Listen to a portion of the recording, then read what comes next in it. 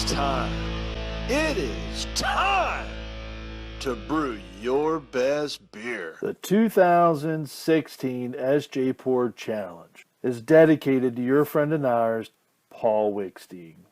Brought to you by Brewcraft USA, iMake, Gladfield Malting, Yakima Valley Hops, The Grain Bill, Brewers Exchange, Keg Kingdom Homebrew Supply, Hiraki Homebrew, and a special thanks to our silver sponsors.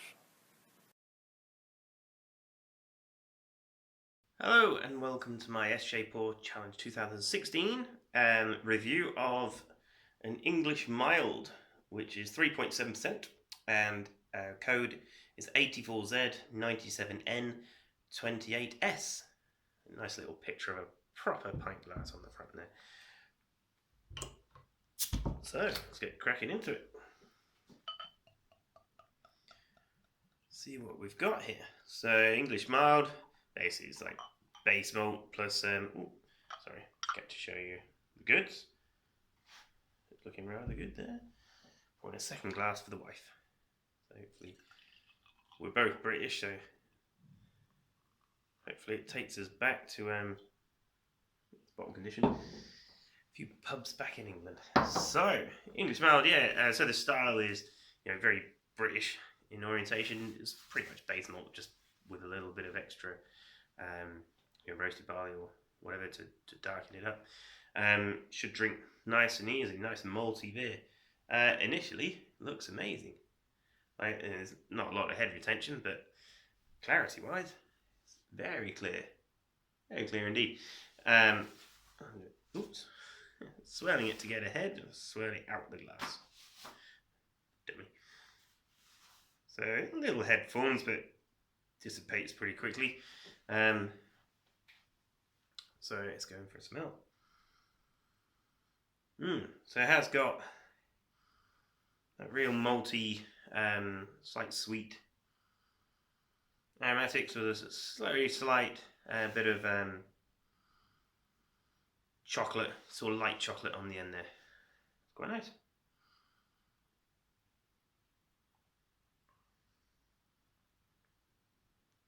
Ooh. There's a real initially there's quite a lot of sort of like a noble hop character, so I would say like an Inskent Goldings. A real nice spicy earthy sort of hot character on the taste, and then it drops into sort of like a slightly thin finish, which doesn't quite back up the malt taste and the hop taste. Yeah, I don't know what the gravity marks on this one were, so I don't know if that's recipe or if it's just by accident of it just drying out. That'd be too much. There's a bit of fruity esters in there as well from the yeast, which is quite nice.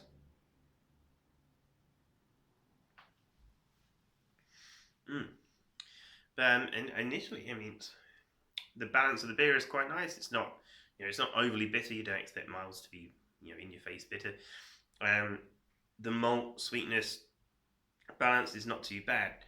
I think it's very good. I think it's very close to what you'd be drinking in England. The only thing I would say is it's not quite got enough body behind it.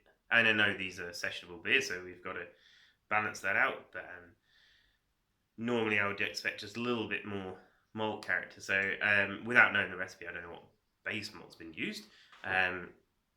But I mean, you could, in the next issue of this beer, maybe swap out 500 grams to a kg of the base malt and swap it for Munich, and that will still give you a lot of maltiness, but it'll also increase that body and flavour in the mid palate. That's something to think about next time. I know it's not traditional, but it's all about making the best beer you can, I guess. But it's definitely sessionable. Because you could sing a few of those. It's not overly taxing, so yeah, I think it's a good attempt. A slight tweak in recipe, I think you'd be onto a winner, because I really like that spicy mouthfeel. For an English mild, I'd almost add a little bit more of a roasty character to it, just to give that that fuller flavour again. So a couple of tweaks, and I think you'd be onto a real winner. So, but I mean, fermentation-wise, I think it certainly doesn't seem to have any obvious faults. There's no like, oh god, too many gassy beers today. There's not a a sense of diacetyl. There's no acetaldehyde. Sometimes with British ale yeast as well, you can get a little bit more of a there we go, a diacetyl note because they give off a bit more. But I seem to have sidestepped that one.